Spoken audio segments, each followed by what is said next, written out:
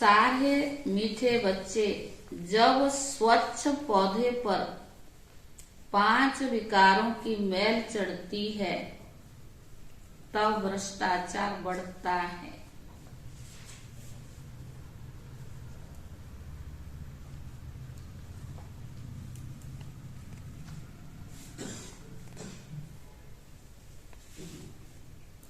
अब तुम्हें श्रेष्ठाचारी बनना और बनाना है।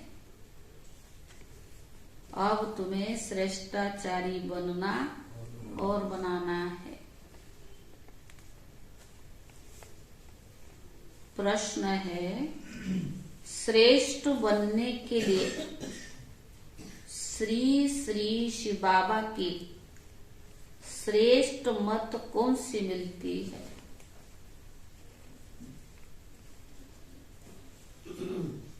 प्रश्न है, श्रेष्ठ बनने के लिए श्री श्री शिव बाबा की श्रेष्ठ मत कौन सी मिलती है?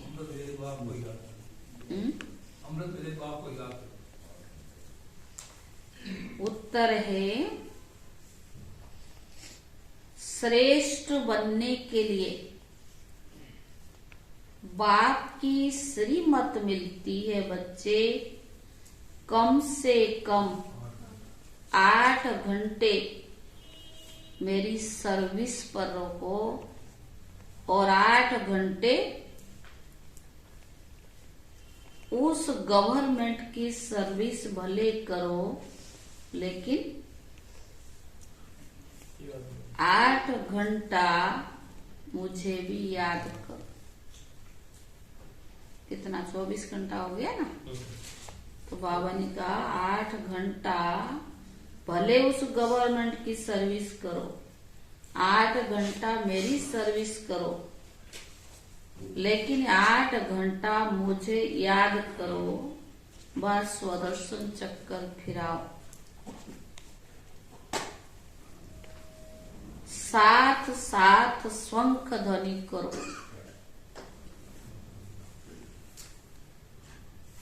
सबको कहो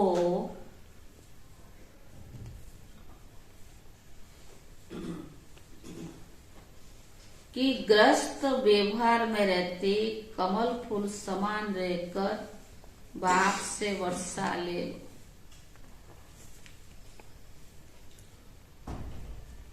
ग्रस्त व्यवहार में रहते कमल फूल समान रहकर बाप से वर्षा ले लो।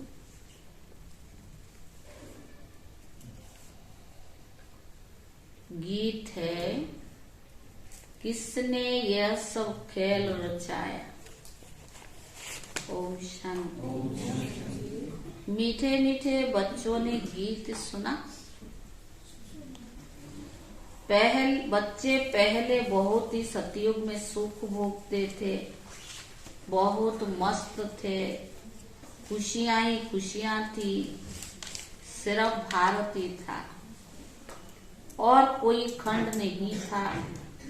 भारतवासी यथा राजा रानी तथा प्रजा बहुत मजे में थे, खुशी में थे। कभी कोई भ्रष्टाचार नहीं होता था। सतयुग में देवी देवता श्रेष्ठाचारी थे, जिन्हों की कितनी महिमा गाई जाती है। महिमा यथा रानी तथा प्रजा सबकी होती है, फिर माया आकर चटकती है। यह भी ड्रामा बना बनाया है, जिसको अच्छी रीति समझना है। बाप के सिवाय कोई भी समझा न सके। बाप ही भारत और विश्व को सदा सुखी शांतिमय बनाए। सब कुछ करके फिर खुद ही छिप जाते हैं। यह किसकी महिमा है? परम पिता परमात्मा की। भारत में जब स्वर्ग था तो देवी देवताओं का राज्य था, सतो प्रधान था, दुख का नाम निशान नहीं था। फिर आधा कल्प के बाद रावण राज्य हुआ। सतयुग के देवताओं के लिए गाया जाता है, संपूर्ण निर्विकारी मर्यादा पुरुषोत्तम। वहां तो कभी भ्रष्टाचार हो ही नहीं सकता। तो बावनिका, यहाँ तो वहां तो श्रेष्ठाचारी थे।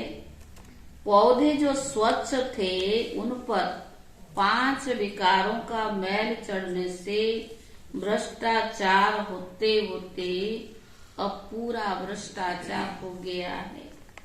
राजा रानी तथा प्रजा जो श्रेष्ठाचारी थे पावनिका, वो सभी भ्रष्टाचारी बन पड़े। गाते भी है ना, मुझ निर्गुण हार में कोई गुण नहीं। आप ही रहम करो ओ गॉड फादर, कहकर रहम मांगते हैं।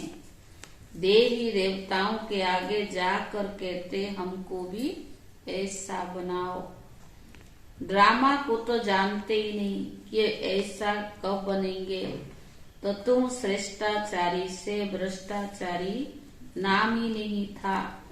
इस समय सभी मनुष्य भ्रष्ट बन पड़े हैं, यथा राजा रानी तथा प्रजा। अब भ्रष्टाचारी से श्रेष्ठाचारी कैसे बन सकते हैं, यह कोई नहीं जानते। यह है ही पतित दुनिया। भ्रष्टाचार होना तो है ही। अब आप कहते जो कुछ समझो वो फिर औरों को भी समझाओ। जो कुछ समझा है औरों को भी समझाओ। बाप की महिमा गाते हैं। आपने अपने आप सब कुछ करके अपने आप को छिपाया। निराकार भगवान को आना जरूर पड़ता। शिव जयंती मनाते कैसे आते, अभी तुम बच्चे ही जानते हो। शिव है पतित पावन, उनको आना ही तब है जब सारी सृष्टि पतित बन जाती है। उसको आकर पावन बनाते हैं। 2-4 को तो पावन नहीं बनाएंगे ना। यथा रानी तथा प्रजा पावन थे, अब यथा राजा रानी सब प्रजा पतित हो गए हैं। अभी तो राजा रानी भी नहीं है। जानते हैं राजे लोग थे, अब उन्हों की राजाई है नहीं। ब्रिटिश गवर्नमेंट थी तो साहूकार लोग जमींदार आदि धन देते थे। कोई ने 20-30 हजार दिया तो टाइटल भी मिल जाता था। उन दिनों में 20-30 हजार भी बहुत होता है। तो बाबा ने कहा अभी तो 20-30 लाख का भी कीमत नहीं। तो बाबा ने कहा बाबा अनुभवी है ना। शिव बाबा ने भी अनुभवी रथ लिया है। ऐसा वैसा रथ थोड़ी लेंगे। बड़े बड़े राजाएं होते हैं तो वो घोड़े बहुत फर्स्ट क्लास रखते हैं। जानवर में भी कोई बहुत अच्छे होते हैं। जैसे ऊंट कोई बहुत अच्छे होते हैं, बैठो तो वो जैसे एरोप्लेन चलता है, ऐसे कोई ऊंट भी होते हैं। कोई तो ऐसा होता है जो बहुत उन्हें डंडे भी लगाने पड़ते हैं। तो बराबर ये भारत 5000 वर्ष पहले भी स्वर्ग था। तो बराबर कल्प 5000 वर्ष का हो गया। खुद ही कल्प की आयु बतलाते हैं, फिर सतियों को लाखों वर्ष कह देते हैं। ऐसी पॉइंट्स बाबा समझाते हैं जो धारण कर दूसरों को समझानी है, परंतु समझते ही नहीं है। अभी तुम बच्चे जानते हो बराबर हम श्रेष्ठाचारी थे। यथा राजा रानी तथा प्रजा सब श्रेष्ठ थे। शैर बकरी कट्ठे जल पीते थे। वहाँ कंस जरासंधि हिरण्याकश्यप आदि कुछ भी नहीं थे। हिरण्याकश्यप आदि को सतयुग में और कृष्ण को भी द्वापर में ले गए। रावण को त्रेता में ले जाते हैं। सब असुरों में अलग अलग नाम दे देते हैं।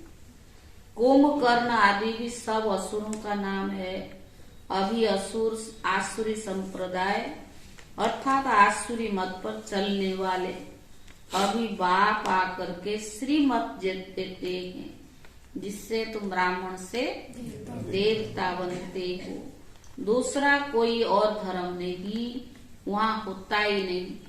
सतयुग में कोई और धर्म होता नहीं। सतयुग त्रेता में तो दूसरा कोई धर्म स्थापन हुआ ही नहीं। दोनों युग की एज तो एक जैसी है, यानी 1250 वर्ष है। सतयुग में देवी राज्य, त्रेता में क्षत्रिय राज्य, सूर्यवंशी और चंद्रवंशी। यह सूर्यवंशी और चंद्रवंशी राजधानी किसने स्थापना की? क्या ऐसे कहेंगे कि चंद्रवंशी राजधानी राम ने स्थापना की, सूर्यवंशी राजधानी ने लक्ष्मी नारायण ने स्थापना की? नहीं, दोनों ही स्थापना करने वाले परम पिता परमात्मा है। स्वर्ग का रचयिता बाप है। सतयुग त्रेता की राजाई रची है, गाया भी जाता है। परम पिता परमात्मा ब्रह्मा मुख से ब्राह्मण, देवता और क्षत्रिय धर्म रचा। बाप कहते, यह जो तुमको ज्ञान सुनाता हूँ, फिर यह ज्ञान भी प्रायोग हो जाएगा। इस्लामी, बौद्धी आदि जो धर्म स्थापन करके गए, उनका भी नाम रूप देश काल आदि तो नहीं भूलेंगे, उनको सब जानते हैं ना। ये देवता धर्म कैसे स्थापन करता हूँ, ये ज्ञान सब कुछ भूल जाएंगे। द्वापर में फिर कितने धर्म स्थापन हो जाते हैं। एक ही इस्लामी बौद्धि में ये सैकड़ों हो गए हैं। आपस में कितना लड़ते हैं। अभी तुम जानते हो बाबा कैसे सब कुछ करके अपने आप को छिपा लेता है। स्वर्ग में जो देवी देवता थे, उनको फिर माया आकर चटकी है। पूरे बेगुन बन गए हैं। राजाओं के पास अंदर महलों में मंदिर रहते हैं, पूजा करते हैं। ऐसा कोई राजा नहीं होगा जिनके पास मंदिर ना हो। और बच्चे जानते हैं, बच्चों को शिव बाबा की श्रीमत पर चलना है, कदम कदम पर श्रीमत लेनी है, तब ही सो देवी देवता बनेंगे। परंतु श्रीमत पर बच्चे चलते नहीं। कल भी बाबा ने कितना कहा कि श्रीमत और मनमत में फर्क क्या है। श्रीमत पे चलने वाले श्रेष्ठ बनेंगे और मनमत पर अपने कर्म कुटेंगे। अंत में जाकर क्या करेंगे? कर्म कुटेंगे, भ्रष्ट बनेंगे और वो श्रेष्ठ बनेंगे। तो बाबा ने कहा कदम कदम पर श्रीमत लेनी है, सो देवी देवता बनेंगे ना। परंतु बच्चे श्रीमत पर चलते नहीं। बाबा कहते कोई भी बात में मूंझते हो तो चिट्ठी लिख करके पूछो। उस समय साकार मुरली है ना। बाबा को याद करो। माया ऐसी है जो स्वर्ग स्थापन करने वाले परम पिता परमात्मा को भी याद करने नहीं देती है। बाबा जानते हैं तूफान तो बहुत आएंगे, परंतु चिट्ठी लिखकर पूछना चाहिए। यह हालत में क्या करें, इस हालत में क्या करें। बच्चे की शादी है, इस हालत में क्या करें। कोई मरा तो क्या करे, बाबा को पूछना चाहिए। मत तो लेनी चाहिए ना। श्रेष्ठ बनना है तो श्रीमत पर चलना। बाबा तो शिक्षा सभी को देता है, चाहे रहने वाले चाहे आने वाले, चाहे समर्पित चाहे गृहस्थी। मूल आधार क्या है? श्रीमत पर जो चलेगा सो बनेगा। चाहे यहाँ अपना चला लेते, भोगना तो सबको ही पड़ेगा ना। तब उस समय क्या कहेंगे? कर्म कूटना पड़ा। श्रेष्ठ बनना है तो श्रीमत पर चलना है। श्री कृष्ण की मत हो ना सके, श्री कृष्ण पति दुनिया में कैसे आ सकता। श्री कृष्ण की आत्मा खुद अंतिम जन्म में राजयोग सीख रही है। सिर्फ श्री कृष्ण की आत्मा है क्या? जो भी देवी देवता घराने वाले हैं वो ब्राह्मण बने हैं। कदम कदम पर बच्चों को श्रीमत पर चलना है। बाबा कहते जितना हो सके बाप को याद से ही तो परिपक्व बनेगी ना। तुम्हारे पापों का बोझ बहुत है। भले कोई गवर्नमेंट सर्विस में है, 8 घंटा गवर्नमेंट की नौकरी, बाकी समय याद करो। तो बाबा ने कहा कम से कम 8 घंटा तो मेरी सर्विस भी करो और बाप को भी याद करो। 8 घंटा भले सोने के लिए भी बाबा ने मना नहीं किया, लेकिन 8 घंटा बाबा की सेवा भी करो और याद भी। आप उषा दीदी जो क्लास कराते हैं ना, आपने सुना होगा, योगी जीवन है ना हमारी, कम से कम 4 घंटा, मिनिमम 2 घंटा तो करना चाहिए। वो टाइम टेबल बताते भी है। 6 बार कितना होता है ट्रैफिक कंट्रोल होता है, 3 बार हम खाना खाते हैं, और अमृत बेला और नुमा शाम का योग, तो कितना होगा? 4 घंटा तो हो ही जाएगा नहीं। तो योगी जीवन माना ये आधा घंटा भी योग नहीं करते तो अवस्था कैसे बने? नहीं बन सकती। चाहे वो बतावे या ना बताए, लेकिन उनकी अवस्था से पता पड़ता है। अगर हमारा योगी जीवन है, हमने बाबा को जीवन दिया है, चाहे गृहस्थी हो चाहे यज्ञ वाले, कम से कम दीदी कितनी अच्छे तरीका से अकाउंट कर देती है कि कोई भी कर सकता 4 घंटा। चलो 8 घंटा नहीं होती, 8 घंटा नहीं, 4 घंटा स्थूल सर्विस करो, 4 घंटा योग करो। बाकी तो सोने के लिए थोड़ी मना किया है बाबा ने, रेस्ट भी तो शरीर को चाहिए ना। लेकिन बाबा ने कहा बाप को याद करो, स्वदर्शन चक्कर फिराओ, शंख ध्वनि करो। कौन सी? पर 8 घंटा तो मेरी सर्विस भी करो। सबको कहो ग्रस्त व्यवहार में रहते कमल फूल समान रह करके बाप से वर्षा ले लो। कौन सी? तो बाबा ने कहा बाप स्वर्ग रचते हैं तो स्वर्ग का वर्षा तो मिलना चाहिए। भारत ही स्वर्ग का मालिक बनता है, अभी तो नरक का मालिक है। नरक में दुखी होते हैं तब तो बाप को याद करते, परंतु जानते नहीं कि बाबा क्या देगा। बाबा बाप के लिए कहते सर्वव्यापी, पत्थर ठिक्कर भीतर में है। बाप कहते तुमने कितनी भूल की, परंतु यह भी ड्रामा में नूंद है। वो अब उनसे बाहर निकलो। ये भक्ति आदि करते करते तुम तंग हो गए हो। अभी भक्ति भी व्यभिचारी हो गई है। मौत आकर सामने खड़ा है तो श्रीमत पर चलना चाहिए।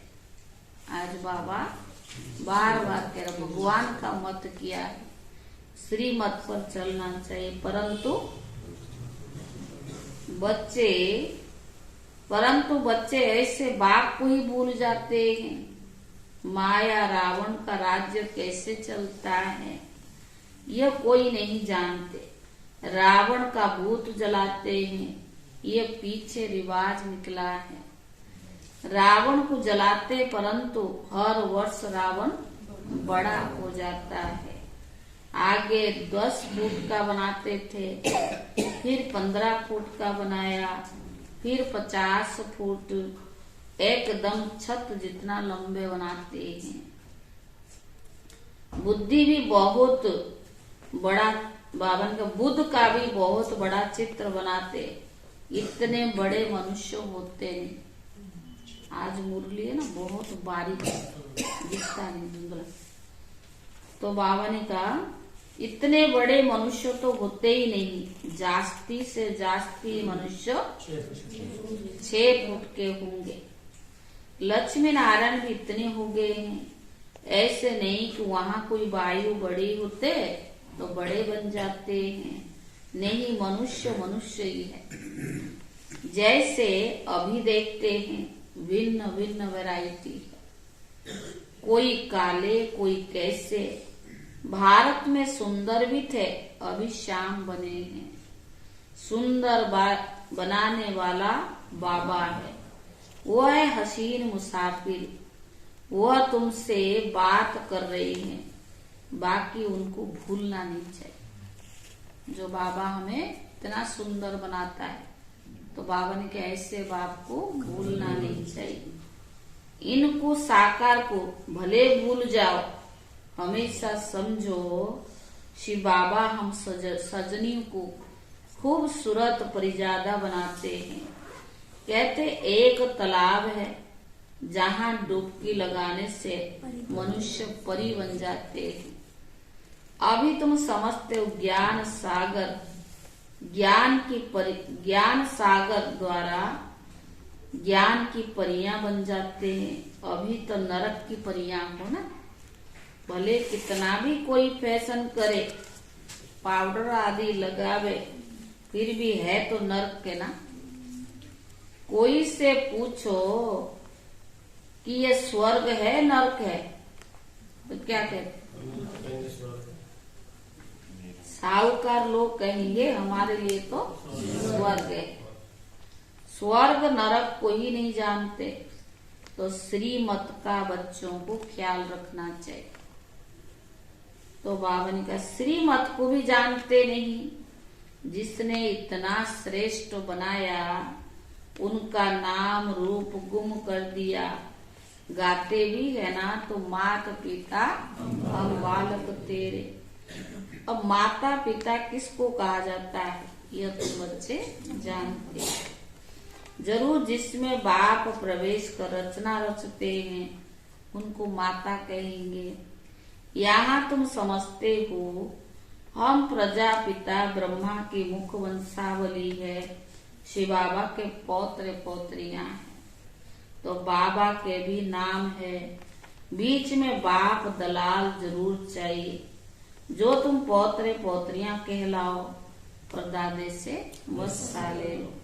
तो ये दलाल है ना, इनसे वर्षा नहीं मिल सकता, इनसे ब्रह्मा से। इनको भी वर्षा शिव बाबा से लेना है। सीधे बाबा कहते शिव बाबा की मत पर चलना है। बाबा जो मत देता है उनकी मत पर चलना है। तुम्हें ब्रह्मा के द्वारा शिव बाबा से वर्षा मिलता है, परंतु बाबा कहते तुम इनको भी भूल जाओ। इनको ब्रह्मा को मत देने वाला तो शिव बाबा है ना, शिव बाबा से ही तुमको मत लेनी है।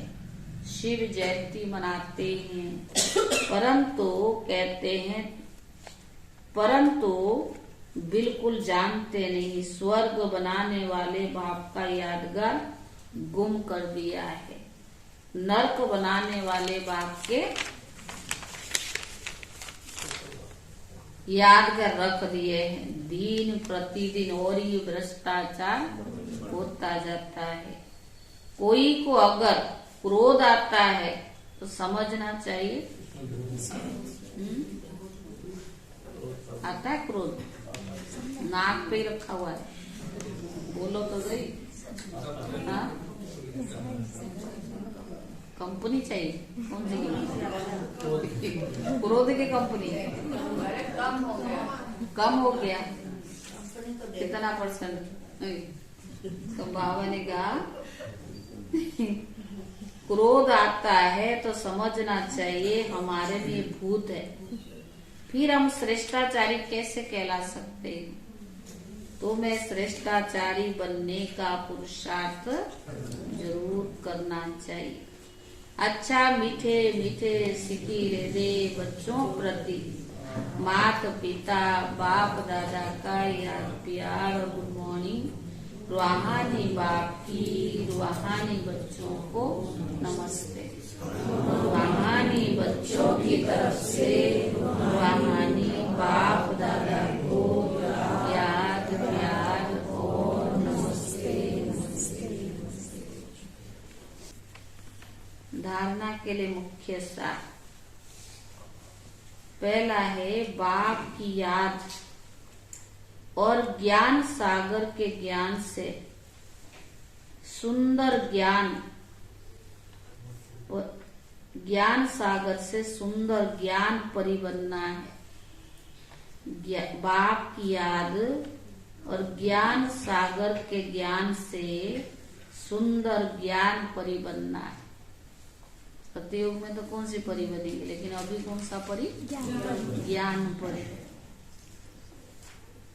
कदम कदम पर शिव बाबा की मत जरूर लेनी। आज बाबा ने आधार बताया ना, श्रीमत।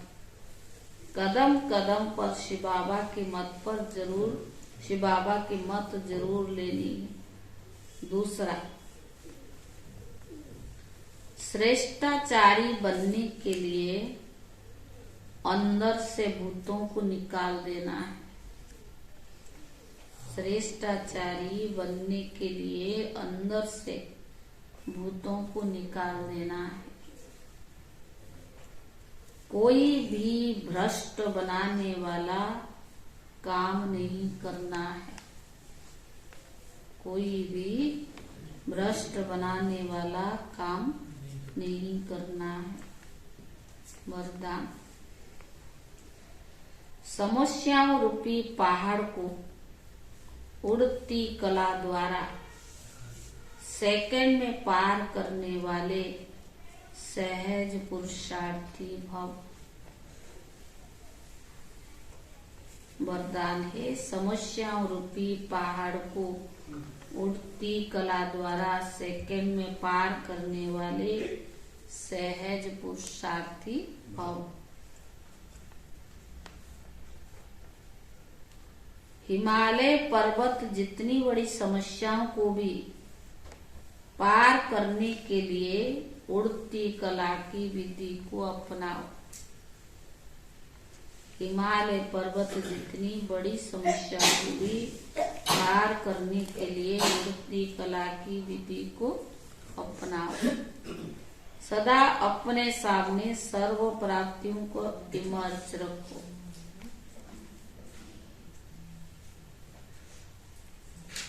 सदा अपने सामने सर्व प्राप्तियों को इमर्च रखो और उड़ती कला में उड़ते रहो, तो समस्या रूपी पहाड़ को सेकंड में पार कर लेंगे। और उड़ती कला में उड़ते रहो तो समस्या रूपी पहाड़ को सेकंड में पार कर लेंगे। सिर्फ वर्तमान और भविष्य प्रारब्ध के अनुभवी बनो। सिर्फ वर्तमान और भविष्य प्रारब्ध के अनुभवी बनो। जैसे स्थूल नेत्र द्वारा स्थूल वस्तु स्पष्ट दिखाई देती है, ऐसे बुद्धि की अनुभव के नेत्र द्वारा प्रारब्ध भी स्पष्ट दिखाई दे।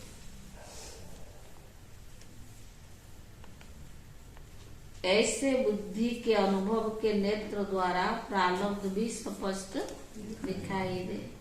हर कदमों में पद्मों की कमाई जमा करते रहो।